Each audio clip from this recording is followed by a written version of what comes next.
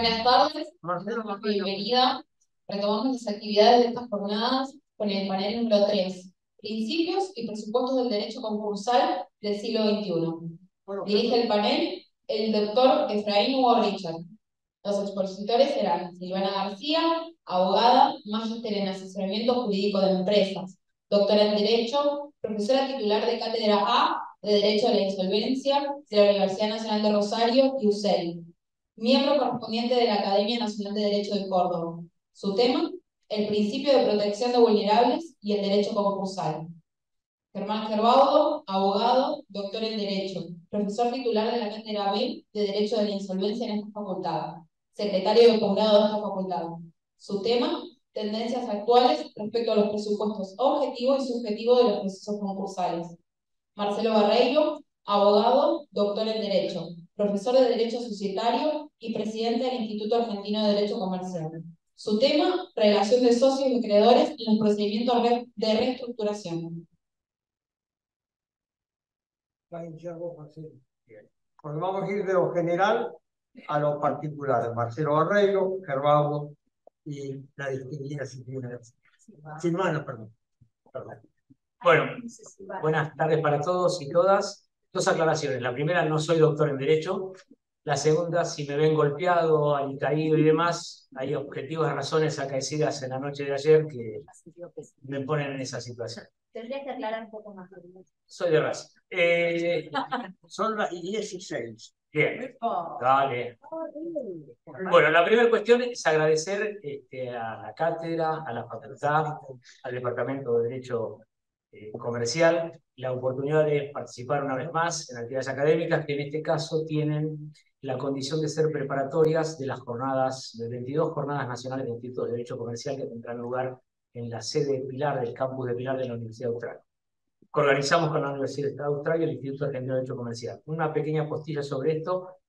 Estas jornadas son históricas, digamos, se tenían lugar año a año y reunían a todos los institutos y entidades académicas de derecho comercial de todo el país. Era un encuentro más federal de todos, era un encuentro de amigos en general, y se fueron discontinuando a medida que la agenda se fue poniendo más intensa. Y la última tuvo lugar en el 2016 en la Universidad Nacional de Tucumán, y a partir de ahí cejó. Desde el instituto hicimos ingentes esfuerzos y logramos que esto entrara en la agenda en el Congreso Nacional del año pasado, y digamos, volvimos a instalarla. Se van a hacer en el año intermedio entre el Congreso Nacional y Congreso Nacional. La próxima sede, como corresponde, una vez que nos autorizó el maestro Richard, la tomó Córdoba. Así que dentro de 3 años vamos a tener en Córdoba lo mismo. Y en segundo lugar, otra aclaración antes de entrar en tema. El doctor Romano dijo hoy a la mañana cuál era el sentido de estas, más allá del debate, de los clientes y demás, el bien común. Yo creo que en el macro, obviamente, toda la evolución del derecho busca el bien común, pero además esos encuentros tienen algo mucho más micro. Eran encuentros de amigos federales, donde nosotros hacíamos nuestros primeros aprontes, conocíamos las tapas del libro, nos sentábamos al lado, nos saludaban y entendíamos que éramos seres humanos que podíamos acceder a que una alegría, un Tazo, un Richard, un Pancho, Yucher, etcétera, nos dirigieran la palabra, y tenían ese sentido, el sentido de postas del que se habló hoy a la mañana, que es la actividad académica, o sea, de pasar de generación en generación la simiente a la próxima. Esperemos que esto sirva también para volver a poner la simiente en las nuevas generaciones, porque es muy bueno, además de hablar de derecho y más, tomarse un vino, conocer amigos, tener en todas las provincias del país gente con la cual uno puede compartir, aunque sea a distancia, cosas. Dicho esto, la temática. Esta temática la elegí para, como iba a dirigir el panel Efraín, para dejarle los elementos para que él hiciera el desarrollo de las responsabilidades de todo el mundo en el panel que nos toca. Relación de acreedores, digamos, uno siempre habla del sujeto concursado y también de los administradores en punto al eje de lo que tienen que hacer o no tienen que hacer en situaciones de preinsolvencia, en zona de insolvencia y en la insolvencia declarada. Pocas veces se habla de cuál es la relación de los socios de las sociedades o de las personas jurídicas societarias que están en esta situación para con la situación de crisis. Un poco la idea es transitar esto en el ámbito de la zona de la preinsolvencia y también en el ámbito de los procesos específicamente concursales. Cuando hay un acreedor de una persona jurídica o de cualquier persona, hay un pacto implícito con la persona jurídica, que es directo con la entidad. El acreedor quiere que la entidad, el ente, le devuelva lo que le debe, y hay un pacto indirecto con los miembros de esa entidad, que son los socios. En ese pacto indirecto los socios ponen el aporte de capital que hicieron y que constituye el panel patrimonial de esa sociedad como garantía, 743 del Código Civil y Comercial de la Nación, o prenda común para que los acreedores cobren. Y la cuestión es, si se puede cobrar, se cobra, y si no, ellos están dispuestos a la liquidación de esa parte de su pasivo, de su activo societario en el momento del impago. Ahora bien, en ese mare magnum de intereses que conjugan estos tres sujetos en cuestión, la sociedad, los socios de la sociedad y los terceros acreedores, hay una coincidencia casi básica cuando estamos en el inbonis. Es decir, todo el mundo entiende que lo que debe suceder ahí es la maximización del valor de la empresa, porque maximizado el valor de la empresa es probable que los socios cobren más en los dividendos a repartir o que tengan una participación patrimonial mayor en el dividendo de liquidación, porque esa empresa vale más. Y también los acreedores, ¿por qué? Porque su prenda o garantía común crece. La cuestión, como siempre, pasa cuando es escasa la posibilidad de cobro, o sea, cuando empezamos a tratar los territorios de la crisis, de la preinsolvencia o de la insolvencia. Ahí se desalinean los acuerdos de interés de socios, acreedores y de la sociedad, y empiezan a aparecer los riesgos. Y entonces, en ese desalineo hay dos intereses distintos o dos intenciones. Los acreedores, ¿qué quieren? La menor cantidad de riesgo posible. Preservando el patrimonio para que haya la mayor cantidad de bienes o de activos para repartir, para que podamos cobrar la mayor cuota posible de nuestras acreencias que están adeudadas, inclusive haciendo aportes los socios. Y los socios lo que quieren, en primer lugar, a veces es asumir mayores riesgos, pensando que con la asunción de mayores riesgos la sociedad puede recuperar la pérdida anterior. También hay una decisión muy común de los socios, decir, bueno, ya perdimos lo que tenemos acá adentro, esto está mal, no invertir y aportar nuevo capital para salir, con lo cual, y ahí vamos a tener una primera discrepancia pero ahí no necesariamente es obligación de los socios hacerlo, porque los socios aportan lo que tienen para aportar, si no hay irregularidades, esa es su cuota de liquidación o su cuota de pago, y si no hay más, la responsabilidad limitada los pone en ese lugar. Pero también empiezan a aparecer signos cognitivos que todos aquellos que nos dedicamos al derecho concursal vemos. Espera el milagro, el batacazo. La sociedad va a cambiar su realidad porque va a pasar algo distinto.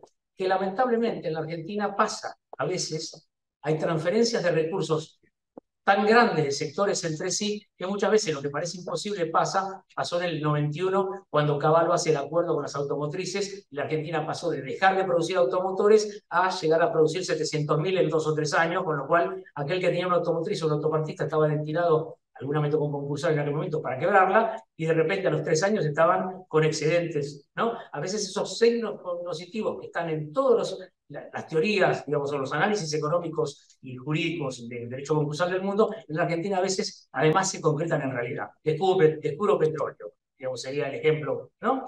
Y además hay otra signo cognoscitivo del accionista, que es no quiero perder el control, con lo cual si esto lo pongo en cabeza de una decisión judicial de liquidación, de disolución o de concursamiento, empiezo a perder la posibilidad de controlar aquello que es mi patrimonio, como hoy a la mañana nos decíamos, conforme es parte de los activos patrimoniales que tienen derecho de propiedad en términos constitucionales. La teoría internacional y la doctrina y las legislaciones toman dos modelos para tratar de fundamentar que se tomen decisiones en función de, cuando hay situaciones de este tipo, resolverlas. La primera es la del desalineo de intereses. El castigo, el stick, el palo, como diría la doctrina americana. Penalizar por no tomar decisiones y no asumir las decisiones a tomar en determinado tiempo. Lawful trading de la doctrina americana. Responsabilizar a los administradores, lo cual es las hipótesis típicas, por no tomar a tiempo la decisión de la situación de la zona de insolvencia y hacer lo que vamos a ver después, debería ser un administrador responsable, e incluso administrar a los socios, administrar responsabilidad respecto de los socios de la sociedad, que es lo que la directiva del 2019 empezó a esbozar como teoría en el derecho europeo, es decir, capitalizar o cerrar. Hace algo con la sociedad porque no puede ser en tu condición de socio una situación solo estática. Puse ahí, si no pasa nada, no, algo tendrás que hacer. Y la frase de García Martín en la doctrina española es capitalizar o cerrar. Esto será agua en el desierto para Efraín seguramente. Y lo otro, castigar, lo cual hace mucha legislación internacional, subordinando a los créditos sustitutivos del capital. Es decir, cuando en vez de aportar capital se aportan créditos, se transforman los socios en acreedores que, digamos, le dan flujo al negocio, que esos créditos, si pasa después situaciones de insolvencia, en vez de ser créditos de cobro igualitario o común, sean créditos subordinados como hace la legislación española. El otro modelo es incentivar, poner en vez de palos, zanahorias, para que los administradores y los socios estén más tentados, que yo creo que es el modelo que a mí más me gusta, para asumir las soluciones societarias o concursales directas, digamos, de la preconcursalidad o de la concursalidad, entre las cuales están los escudos protectores, la posibilidad de incluso ir a un procedimiento de concursalidad conservando el control y la administración del negocio, la suspensión de intereses y el largo etcétera de escudos protectores o de beneficios e incentivos que tenemos en esta situación. Nombré la directiva 1023 del 2019 porque es la que debe ser transpolada en legislación, pasó con la española de fin de año, digamos, en la legislación europea, siguiendo las obligaciones que tienen los Estados miembros, que tenía dos ejes básicos. Uno, la preconcursalidad, los acuerdos de refinanciación, la segunda oportunidad y demás, que fue consagrado en la legislación española, y la otra, recomendaciones sobre la dilución del poder de los socios para obstaculizar los planes de salida de empresas en crisis viables. Es decir, empiezan, lo dice la directiva, y tendrán que ser receptado esto en normas específicas, la posibilidad de, como hace la ley española, que el juez pueda, aun cuando el plan de reestructuración requiera de la aprobación de los socios, y estos no la den, si entiende que ese plan es el plan de salida para una empresa viable, el juez puede hacer una suerte de calm down power, dando por aprobado como acuerdo forzoso y no como acuerdo votado, en el caso de que los socios no postulen, digamos, su aprobación a ese plan. Sería una suerte de socio a palos, una suerte de nuestro salvataje, digamos, obligar a los socios a dar la conformidad implícita que no dieron para que el plan que, obviamente que esto tiene que ver con planes de reestructuración que importen aportaciones de capital, transferencia del equity, capitalización de deuda, etcétera, etcétera. O sea, aquellos lugares en donde el socio va a perder su condición, forzosamente su condición o su valor patrimonial que pone en juego como parte de la cuota de liquidación o como acreedor residual que es a ese derecho al remanente. En esta directiva, lo vuelve a decir García Martínez, recapitaliza o entrega. Es decir, recapitaliza o retirate del negocio y que venga otro y la ponga por vos. Esto implica, y en esto también hay una discrepancia mía, digo, esto es para empresas de determinada significación. En el volumen del 95% de empresas que son empresas familiares, de las que habló Alberto Romano esta mañana, la mayoría son pymes, y la mayoría de los que concursamos nosotros, por lo menos, digo nosotros en mi estudio, son pymes pequeñas o pequeño-medianas, con lo cual estas hipótesis ideales de aportaciones de capital, transferencia de equity, alguien que se quiera quedar con las acciones para hacer ese negocio de una zapatería de 20 empleados o de un taller metalúrgico de 30, no pasan de la habitualidad, con lo cual son modelos difíciles de aplicar en la realidad cotidiana y diaria que nos toca vivir a todos nosotros. Ya esto tiene críticas. ¿Perdón? Perdón. Tiene razón, doctor. Tiene razón, dijo él. Debe ser porque perdimos ayer, entonces me están tratando de... Lo agradezco. Bien, ya tiene esto críticas en la doctrina española, primero porque dice hay que garantizarle al accionista un valor suelo, el valor básico, una prima de, dice, bueno, si se lo van a llevar puesto, algo le tienen que dar, si la empresa recapitalizada va a tener mayor valor. Y no se le puede privar de hacer una negociación exitosa que pueda permitir mejorar la hipótesis de lo que le dieron. Dicho esto, ¿qué pasa en la Argentina? En la Argentina no hay nada de esto. Porque no tenemos ni directiva de recomendación ni texto legal, con lo cual esto es una construcción casi diría muy difícil de hacer. Con lo cual lo que tenemos es, cuando entramos en zona de insolvencia, como cuando negociamos, principio de buena fe, básico y esencial, del administrador, de los socios, pero también de los acreedores. De esto hablamos hoy un poco en la mesa, mientras Efraín tomaba vino, digamos, sobre que no todo, digamos, no hay malos en mi criterio en los procesos concursales, o solo el malo no es el deudor.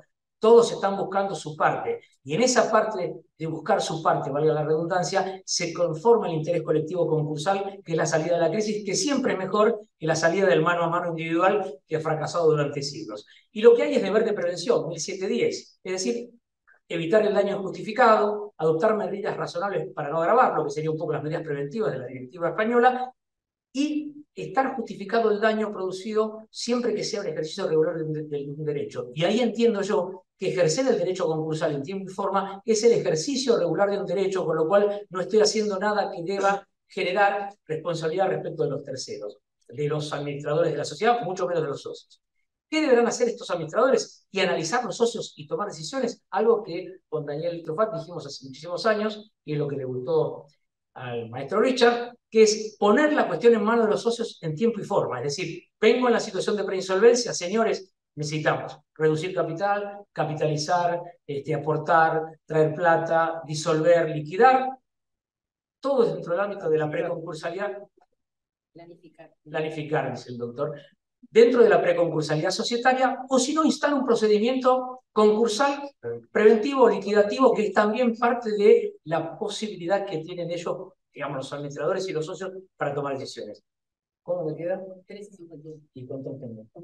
Un minuto. Corto. Bueno, dos temas. Uno, la cuestión es, ¿hay una transferencia del deber fiduciario de los administradores para con sus accionistas o socios respecto de los terceros en zona de insolvencia?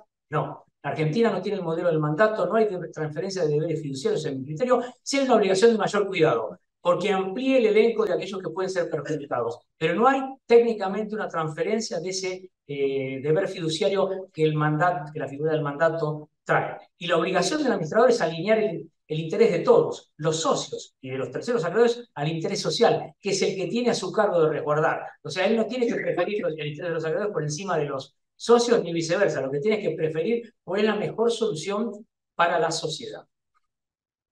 Dicho lo cual, debe hacerse algo, digamos, en donde se anteponga, digamos, a la solución societaria antes de la solución ante el riesgo que puede colocar esta situación para la sociedad, antes que defender intereses de los accionistas o de los terceros. Final, porque me quedan varios temas más, pero que no voy a tratar porque era un minuto y ya me lo consumí. Gracias una vez más. Hagan ponencias, inscríbanse. Hemos extendido el plazo, y esto es una noticia brillante para todos, hasta el 26 de septiembre. Los esperamos en Pilar, el campo es hermoso. Así que muchas gracias.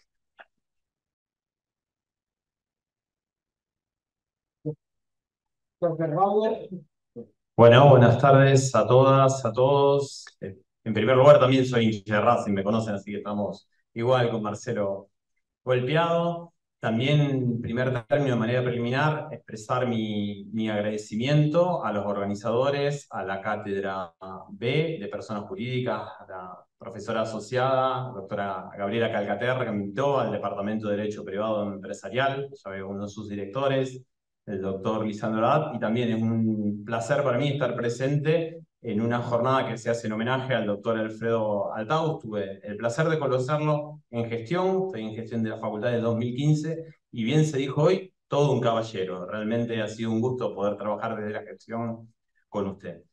El tema que yo voy a hablar son las tendencias actuales en torno a los presupuestos concursales, tanto el subjetivo como el objetivo. Como sabemos, para la apertura de cualquiera de los distintos tipos de procesos concursales, sea en nuestro país o en cualquier parte del mundo, es menester la presencia de dos presupuestos: el presupuesto subjetivo, que alude al sujeto concursable, y el presupuesto objetivo, que alude a una situación económica financiera en la cual se encuentra el patrimonio de ese sujeto concursable.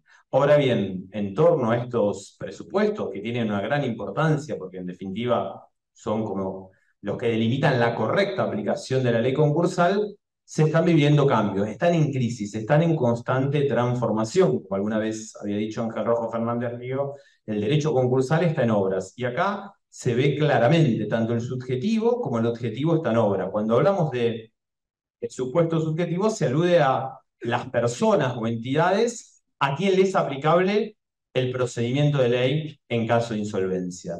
Entiendo que las transformaciones que vemos en torno al presupuesto subjetivo van en dos direcciones. Ya hace mucho tiempo hay una ampliación de los sujetos pasibles de concursamiento. Es decir, a partir del siglo XX, al calor de la unificación de los concursos civiles y comerciales, se dejó de lado la solución francesa, de cual la concursabilidad o las soluciones concursales eran solo los comerciantes. Cada vez más sujetos, ante una situación de insolvencia, se aplican la solución concursal. Lo vimos en el 95 con la ampliación, pasaron a ser concursables las sociedades en que el Estado nacional, provincial o municipal sea parte. Es decir, fundado en la idea, como dice Vítolo, de que el Estado, cuando actúa como empresario, debe ser eficiente. Lo contrario, cesar como empresario. Es decir, se trata de igualar en el universo mercantil las responsabilidades públicas y privadas frente a la insolvencia. Y lo vimos también a través del impacto que hoy produce el Código Civil y Comercial de la Nación. Por ejemplo, hoy no caben dudas la concursabilidad de las simples asociaciones. Hasta hace un tiempo discutíamos su concursabilidad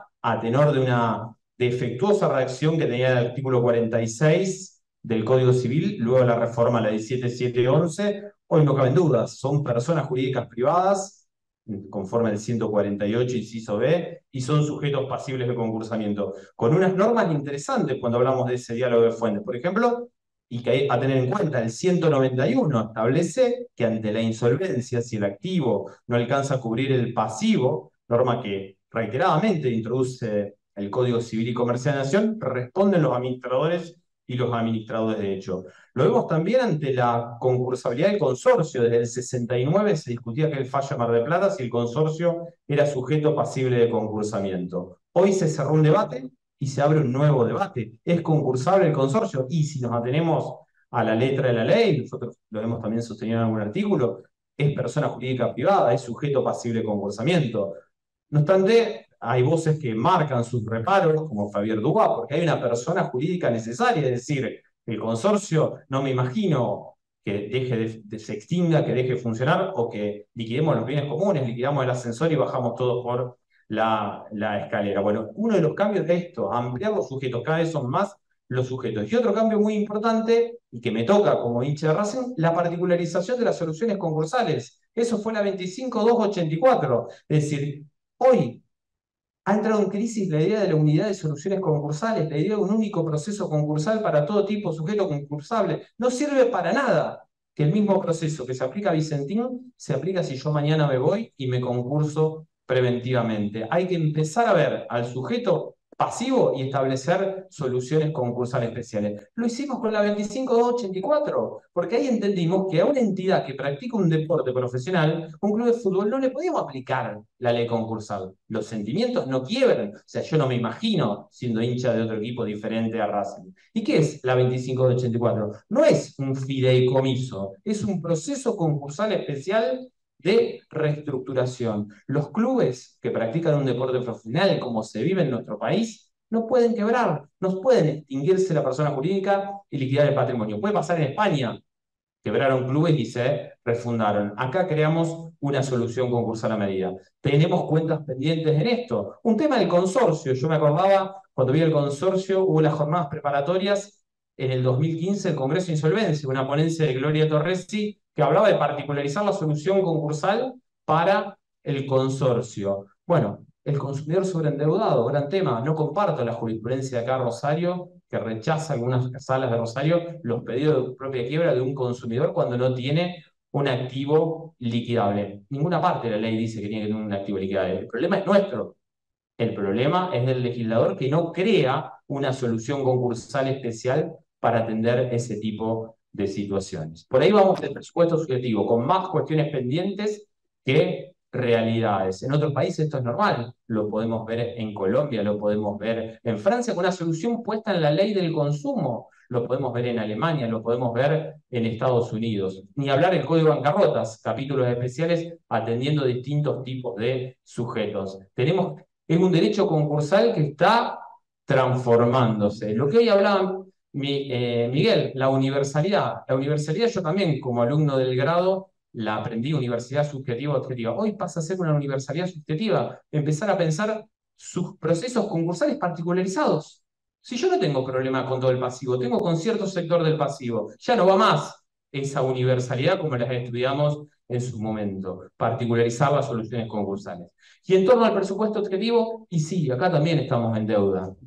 Estamos anclados en la vieja concepción del estado de cesación de pagos, que definimos siguiendo a Rivera como un estado general y permanente, ese equilibrio patrimonial que coloca al deudor en la imposibilidad de hacer frente de manera regular a la obligación exigible. No sirve de nada hoy el estado de cesación de pagos. ¿Qué pasa en los tribunales cuando llegan los pedidos, cuando llega un concurso preventivo? De cada 10 concursos preventivos, y 9 van a terminar en quiebra. ¿Por qué? Porque la cesación de pagos es un estado terminal. Cuando se llega a la solución concursal es demasiado tarde. Debemos atrevernos a repensar el derecho concursal. Hoy uno de los paradigmas del derecho concursal es la prevención. Es decir, en el siglo XIX la regla pasó a ser la reestructuración, la quiebra, la excepción, la hipótesis residual que hablaba Jesús María Sanguino Sánchez. Y hoy vamos más allá, tomar a la empresa antes de que se instale la insolvencia. Buscar la solución, como dice Richard, como dice el doctor Miguel Araya, en el derecho societario, en primer lugar, un derecho societario de crisis, es decir,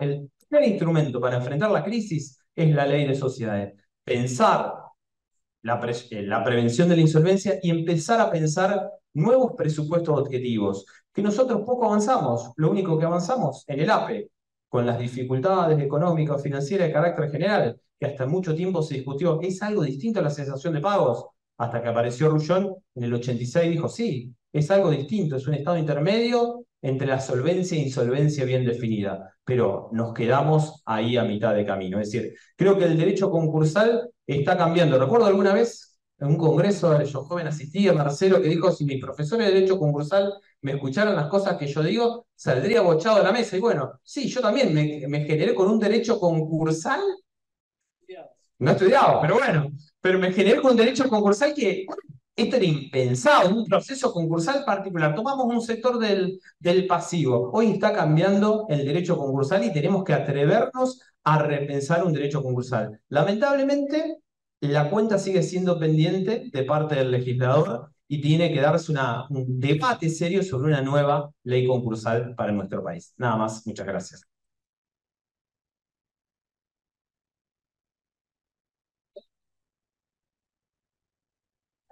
Sí.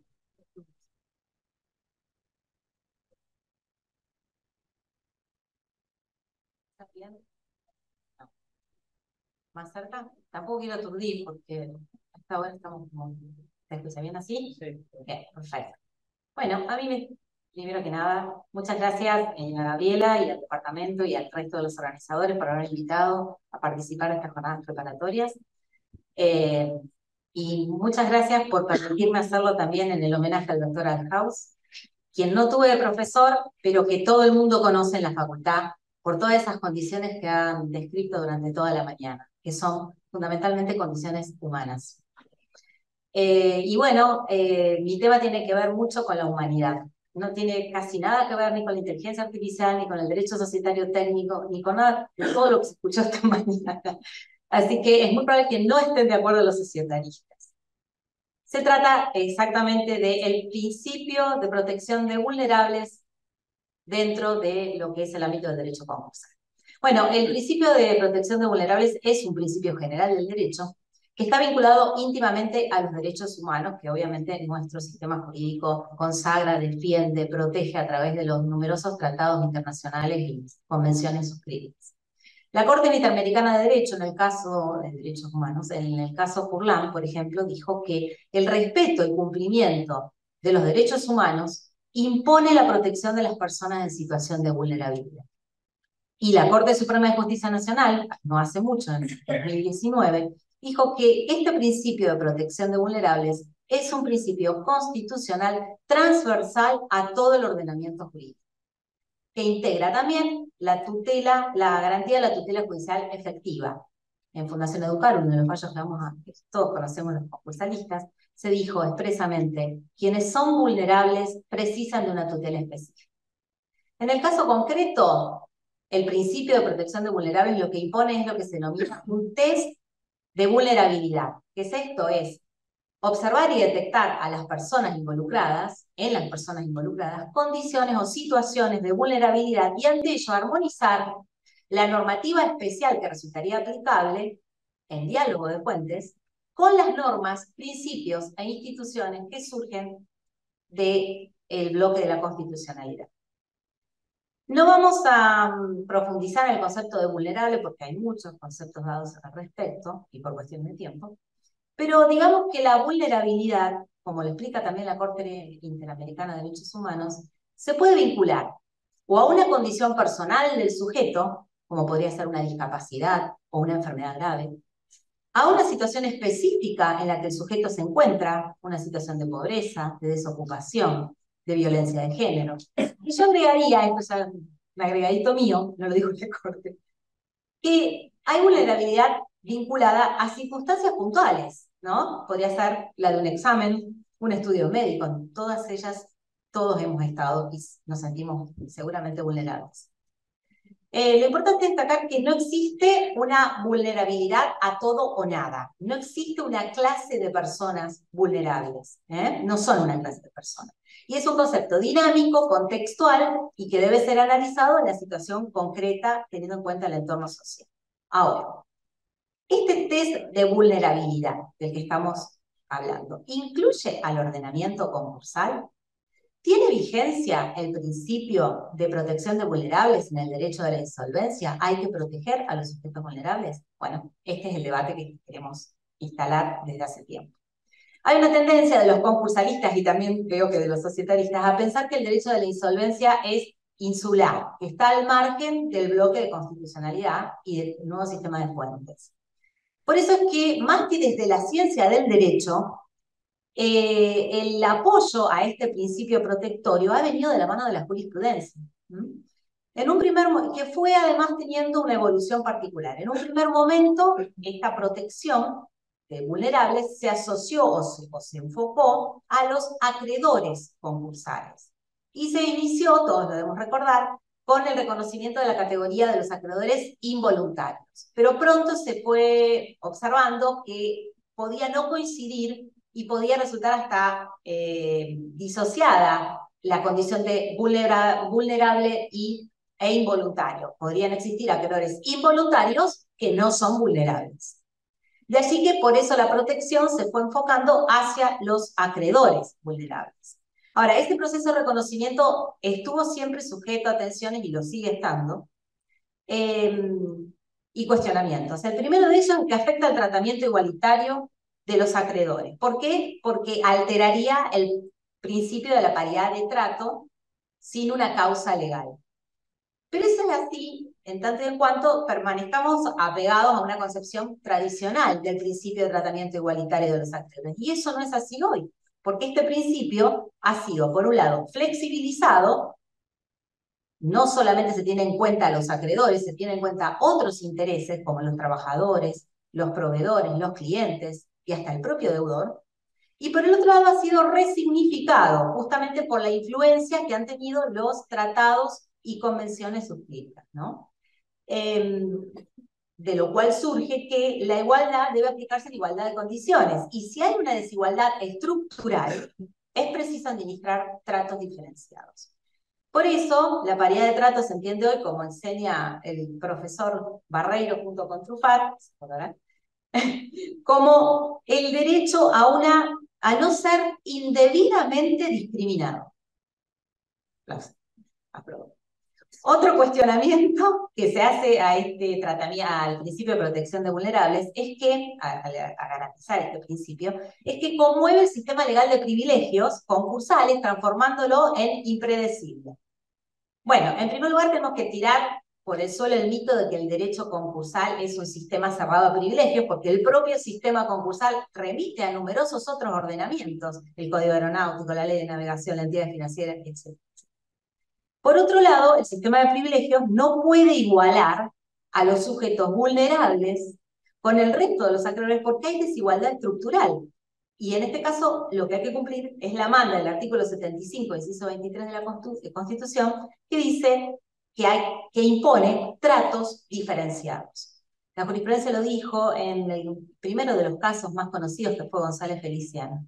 Las normas concursales no afectan equitativamente a los acreedores, puesto que mientras a unos los empobrece, a otros les pone en riesgo la vida. La jurisprudencia además fue evolucionando en la adopción de este postulado, porque en un primer momento no se hizo una referencia específica al principio de protección de sujetos vulnerables, sino a las pautas, se aplicaban las pautas de tutela emergentes de todos estos tratados o convenciones de derechos humanos. Luego sí se empieza a hacer una mención expresa con este nombre, principio de protección de vulnerables. Además, en un primer momento, esta adaptación de este principio a lo concursal se hizo a través de la declaración de inconstitucionalidad de las normas concursales, pero luego, reflejando la evolución habida en el derecho constitucional, ya no se postula la necesidad de declaración de inconstitucionalidad, sino de practicar, como también lo dice la Corte Interamericana de Derechos Humanos, en el caso del MONASIF, control de convencionalidad de las normas concursales, lo cual no necesariamente significa descartar las existentes, sino armonizar esas pautas que surgen de la ley con las pautas de protección que surgen de los tratados y convenios internacionales. Una interpretación que se llama armonizante. Para recordar algunos casos simplemente, González Feliciana, la economía comercial, Institutos Médicos Antártida, Fundación Educar. En este caso fue justamente donde la Cámara Nacional Comercial Sala F dijo, hace expresa mención al principio de protección de vulnerables, diciendo que la tutela del vulnerable es un principio general del derecho. En general, en todos estos casos, de lo que se trató fue de soluciones que daban prioridad a los créditos de que eran titulares estos sujetos en situación de vulnerabilidad por encima de otros que estaban más privilegiados de acuerdo a la ley. Personas ancianas con problemas de salud, sujetos adultos gravemente discapacitados a consecuencia de mala praxis al momento de su nacimiento, una menor abusada sexualmente, Fundación Educar. En un segundo momento, todo esto tenía que ver con la protección de acreedores vulnerables. En un segundo momento, el del desarrollo jurisprudencial, por esta cosmovisión ampliada de los intereses dignos de tutela, se derivó en la atención de las situaciones de vulnerabilidad de los deudores, no ya de los acreedores, sino de los deudores. Y esto vinculado a la tendencia que emerge luego de las profundas crisis económicas a partir del siglo XXI, de la necesidad de humanizar las consecuencias de un procedimiento de insolvencia o de tratamiento de crisis de personas naturales. Y por esta tendencia de humanización y respeto de la vulnerabilidad, en el caso de deudores, por ejemplo, hay fallos en donde se ha permitido excluir del desapoderamiento determinadas sumas que tenían que haber ingresado a la quiebra, pero se las dejaron al fallido, que estaba discapacitado. En otro caso se impidió el desalojo de una fallida anciana y enferma. En otro se permitió la declaración de quiebra, de propia quiebra de un jubilado sobreendeudado a quien se le había denegado. Pero existen, ya vamos promediando, existen situaciones de vulnerabilidad que, a mi entender, todavía no han sido observadas por la jurisprudencia, quizás porque los propios justiciables no han sabido postularlas bajo todo esta línea de protección de los vulnerables. En primer lugar, y que deberían ser resueltas con aplicación de estas pautas. El crédito por alimentos adeudado por el fallido. Nuestro sistema legal de quiebras, voy a usar un término coloquial, ningunea al crédito por alimentos. O sea, el crédito por alimentos que habitualmente está conferido a personas ancianas, discapacitadas, niños, niñas, que tienen una fuerte tutela en todos los convenios internacionales, frente a la ley de concurso y quiebra, no existe posibilidad alguna de priorizarlo, sino es a través de toda esta construcción que hacemos. El segundo, y otra situación que tampoco ha sido advertida, es que podemos proteger los créditos de vulnerables o otorgar protección a créditos de sujetos vulnerables, pero no están excluidos, lamentablemente, de un efecto global de extinción de obligaciones, descarga, liberación, si es que seguimos sosteniendo que está en nuestra ley, de nuestro sistema legal. O sea que termina siendo liberado ese crédito que fue reconocido, en definitiva, deja de ser tutelado. Un resumen para luego decir mi propuesta. El derecho a la insolvencia no está al margen de la corriente de constitucionalización y convencionalización del derecho privado. Y sostener que la vigorosa tutela que emerge de los tratados internacionales, de las convenciones, solo se aplica para situaciones de solvencia, es para mí un sinsentido, porque justamente la insolvencia agrava las condiciones de ejercicio de los derechos, ¿no? Los pone en jaque. Y es justamente cuando estos sujetos necesitan más protección, mayor amparo. No todo lo contrario, sino la tutela es teórica. El principio, por eso entiendo que el principio de protección de sujetos en situación de vulnerabilidad llegó para quedarse en el derecho de la insolvencia. Y no distorsiona el régimen concursal, aunque nos quejemos, sino que le da coherencia y cohesión con el sistema de derechos humanos. Mi propuesta, la leo, así termino exactamente en el tiempo asignado. La protección de la vulnerabilidad o de los sujetos en situación de vulnerabilidad es un principio de mayor jerarquía dentro de lo concursal, que desplaza incluso al de tratamiento igualitario de los acreedores, si es necesario dar efectividad al principio de discriminación positiva o a la inversa, que emerge del artículo 75, inciso 23, porque la igualdad exige igualdad sustancial. Por ello, el juez tendrá que valorar adecuadamente esa circunstancia para adoptar la protección concreta ante esa condición, tal como imponen los instrumentos constitucionales y convencionales, cuyo cumplimiento todos los poderes del Estado deben observar, lo que incluye leyes, actos administrativos y sentencias a cualquier nivel.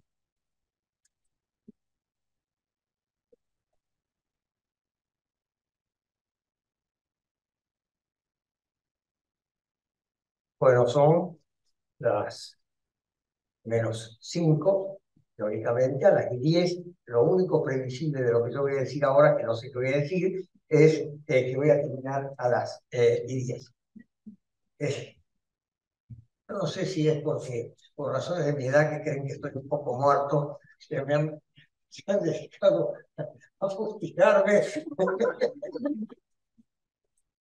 Pero creo que en el disenso se construye el derecho.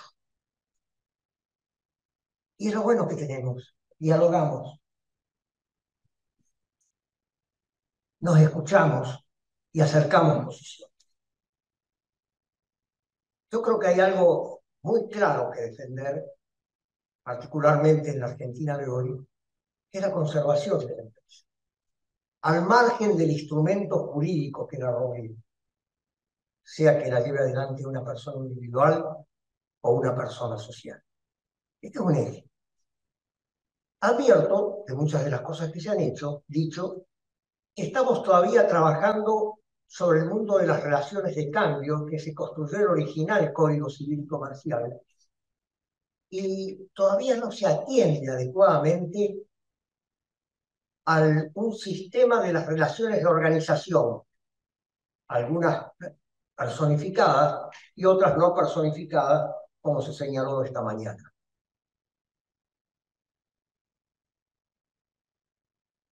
Y en este tema, además, casi no me voy a referir, a un tema que es el sistema de la teoría general de la responsabilidad civil en las relaciones de organización.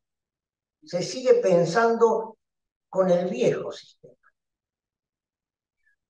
Y esto me obliga ahora a hacer un poco de historia y del vínculo que nos une con todos ustedes. Ustedes saben que yo soy rosarino, nací en el año 33, en calle Paraguay 1051, que me alejé joven de Córdoba, de Rosario, y que me acercaron Fontana Rosa y Celestino Araya, aunque veníamos repetidamente teniendo coloquios con el doctor Cámara y ellos en Córdoba, en Rosario, me trajeron al segundo Congreso Argentino de Derecho Comercial de Rosario.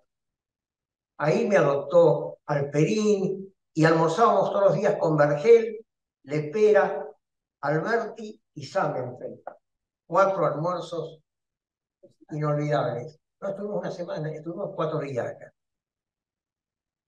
Y esta mañana también, cuando lo veía al lado de Miguel, con que me une un vínculo fraterno, lo veía al lado de Ricardo Silverstein, me acordé de don Isidoro Silverstein, que lo conocí. Hicimos un vínculo inolvidable, luego se introdujo Ricardo, en ese congreso del 19. Y en ese congreso del 19 yo venía de terminar mi tesis sobre derechos patrimoniales de los accionistas de la sociedad anónima, donde en el cierre, recordando a nuestro homenajeado, decía que la revolución que yo esperaba que cambiara el orden social en Argentina, no lo veía en las sociedades por acciones, sino en las cooperativas. Creo que me equivoqué. Pero es algo que nos debería unir. El sentido cooperativista en enfocar eventualmente no una relación societaria, sino el vínculo fraterno con ustedes, de escucharnos, de disentir en cordialidad. Después eso me llevó a organizar los congresos de derecho societario, de derecho concursal. En el 2000 estuvo Carter Smith en Córdoba, junto con muchos de ustedes, y en el 77 ahí estrechamos vínculos con Alfredo. Ya nos habíamos conocido antes. Y así vinimos construyendo. Y en el año 19, Gabriela Calcaterra me entregó el testimonio para hacer el Congreso de Córdoba bajo una terminología que debe iluminar, a mi entender, la acción de los juristas: libertad bajo responsabilidad. Y así yo interpreto el sistema jurídico.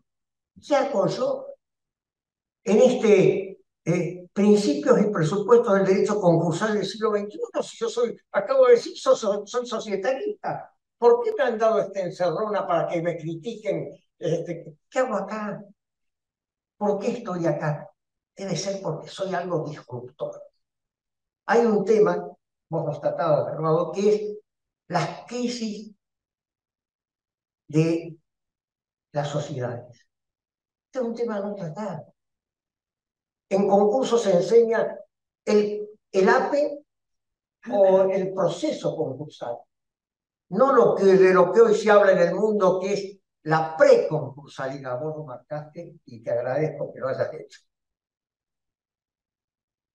En el año 95 reemplazó a una ley que con el 125.1 y el 125.2 introducía lo que hoy hace el APE, nos introdujo una ley excesivamente permisiva. Y la práctica fue peor. Le dieron la mano y le tomaron el brazo. Las quitas que antes eran 20%, esperas de 2 años como máximo, los viejos, corríjanme si no es así los viejos, pasaron a ser de 60, 70, 10, 15 años.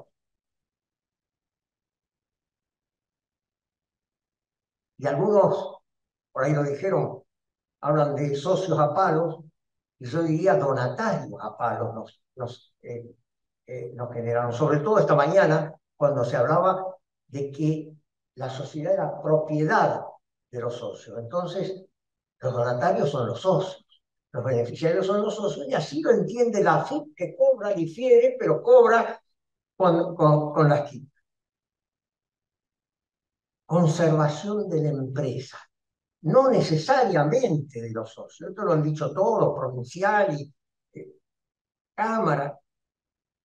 Y aquí hay que decir algo muy interesante también. En general, cuando se trabaja estos temas del concursado, se habla del deudor o del empresario. No se habla de persona humana o persona jurídica, y el régimen debería ser netamente diferente.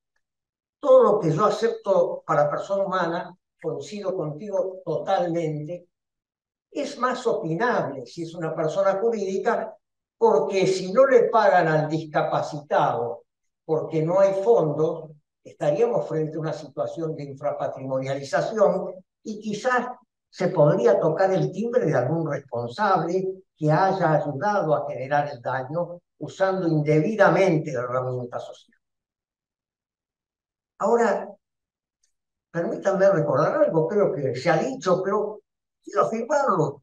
No hay obligación de concursarse. Los administradores en el derecho argentino no tienen obligación de concursar a la sociedad. Yo recuerdo a Emilio Beltrán, con quien me unió una gran amistad, nos reuníamos siempre cuando en España o en algún lugar que nos encontrábamos. Y Carsten Smith desde el 2000 y luego en Buenos Aires lo repitió hace 3 o 4 años. Dice, lo mejor son los arreglos privados, confidenciales, donde no se pierde el crédito y se soluciona, se asegura la conservación de la empresa viable. Agregamos alguna palabra que se incorporó con Manovi y Royman en la Ley General de Sociedades en el año 15. Además, Gerardo lo hizo muy bien. Señores, el presupuesto es cesación de pagos. Hablemos del APE crisis. Pero en general, se presentan en situaciones mucho más graves, tardíamente, infrapatrimonializados, pero el escudo protector era para la alerta temprana, para actuar cuando hay tiempo. Si hay cesación de pago, no hace falta quita, señores. Hay una espera, creo yo, ¿no? La infrapatrimonialización es la que trae la necesidad de mayor patrimonio eficiente, a veces no tanto en el monto, sino en la eficiencia para generar flujos de fondo.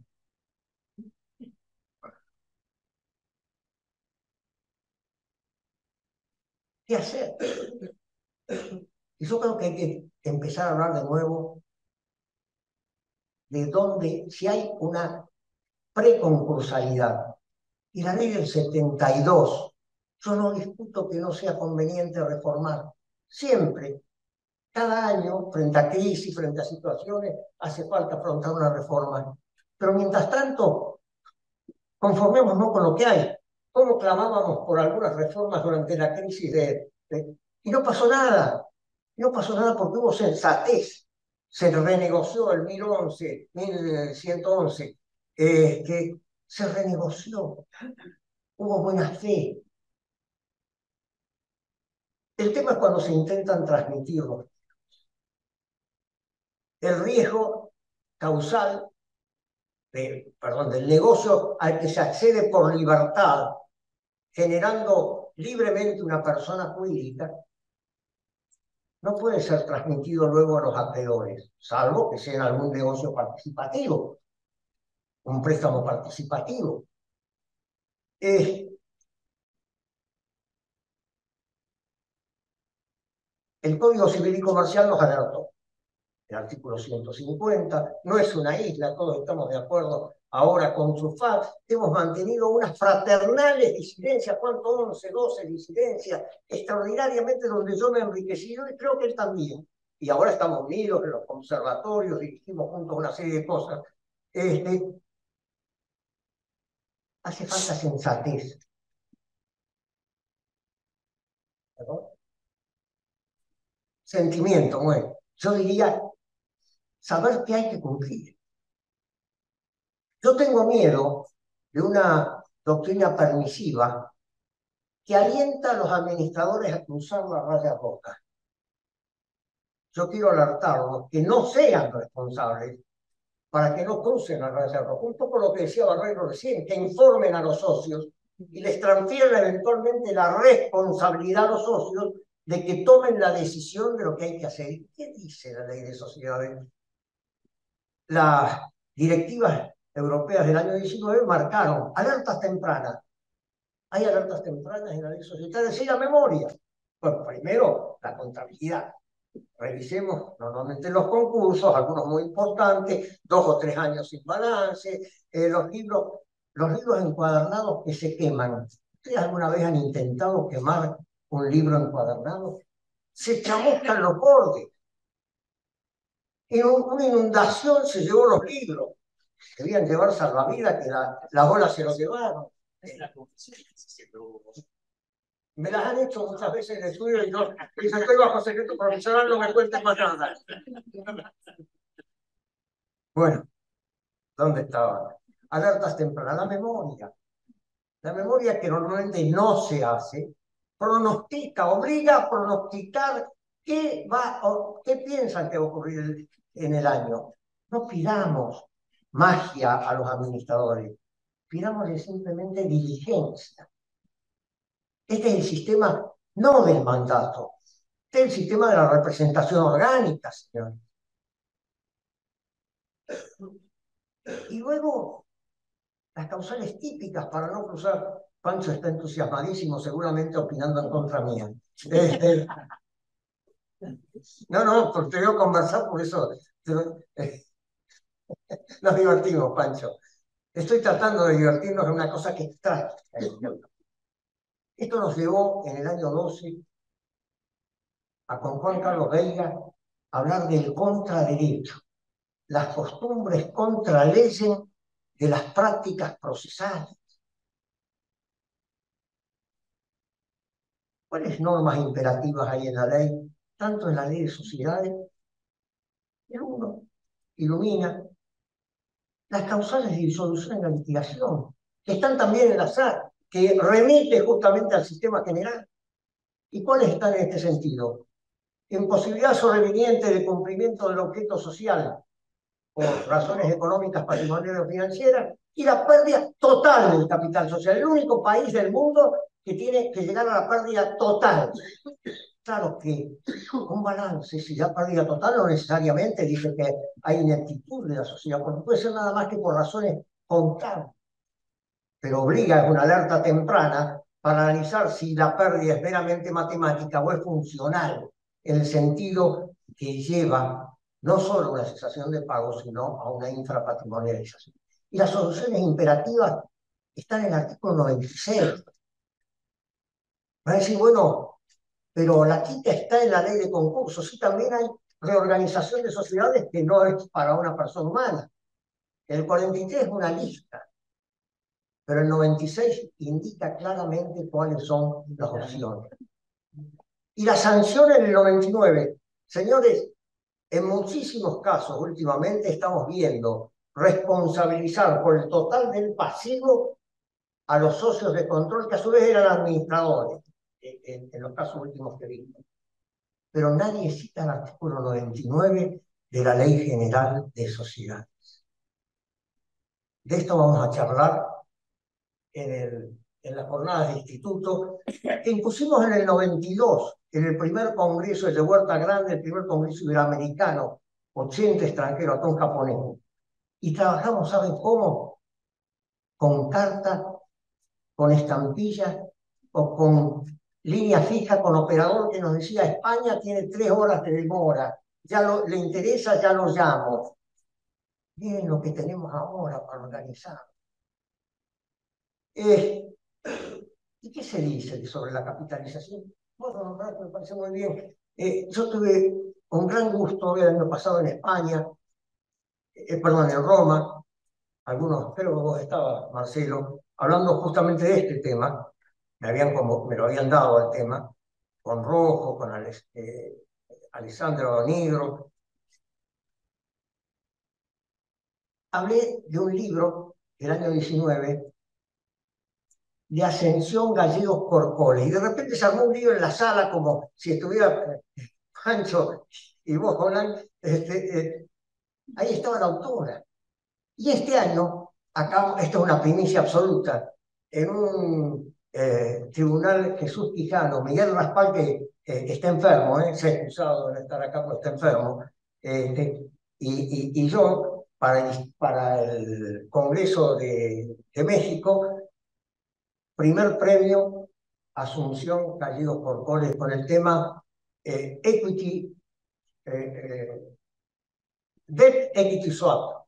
O sea, el equilibrio de la capitalización, porque la capitalización trae un problema, y sobre todo en nuestro país con la inflación. ¿Cuánto le doy a los acreedores para mantener una equivalencia anual? No se trata de enriquecer a nadie, ni a los socios que son enriquecidos con las quitas, ni a los acreedores capitalizando. Se trata de la conservación de la empresa, que todos los interesados... Pero lo que pasa es que acá es un aprovechamiento máximo y te damos ahora el tiempo.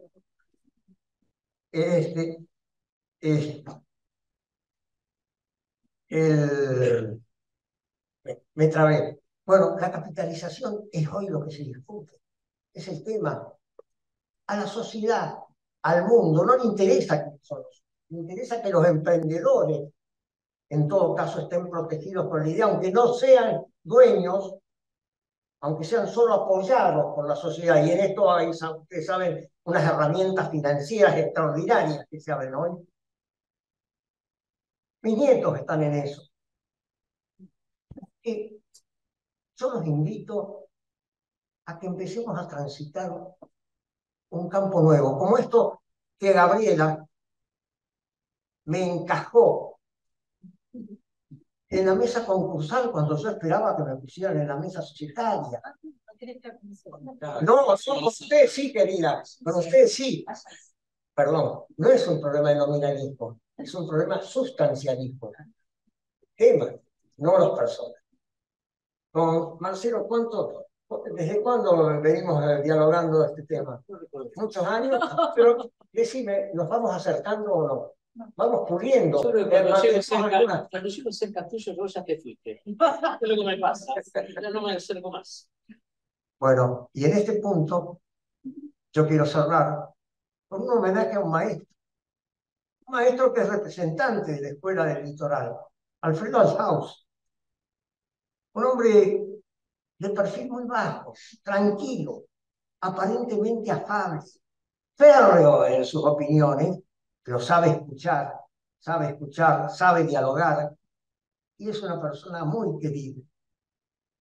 Y bueno, quizás también porque estamos cerca de edad, 5 años más, 5 años le llevo, y eso es confortable, Alfredo.